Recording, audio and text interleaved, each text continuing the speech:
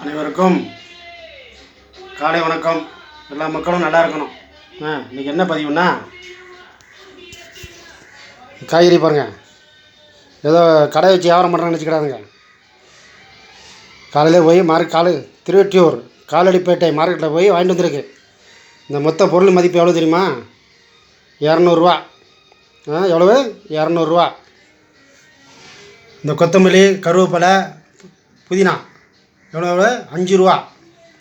இஞ்சி 5 ரூபா. முருங்கைக்காய் 5 முருங்கைக்காய் 16 ரூபா. பச்சை மிளகா 5 ரூபா. கேரட்டு 16 ரூபா. பீட்ரூட்டு 16 ரூபா. வெங்காயம்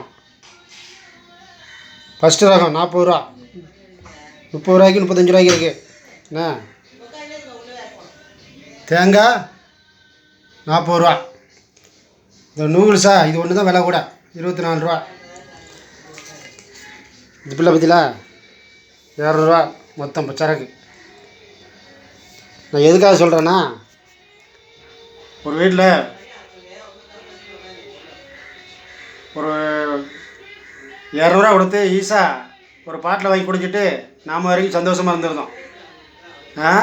இந்த 200 ரூபாய்க்கு பொருளை பற்றில இதை மாதிரி குடும்பத்துக்கு வாங்கி வைங்க.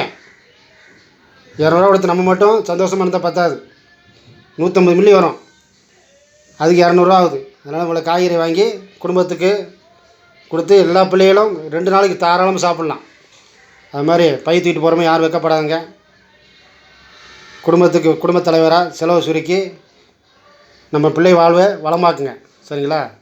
கடவுளுக்கு நன்றி. மரியே வாழ்க.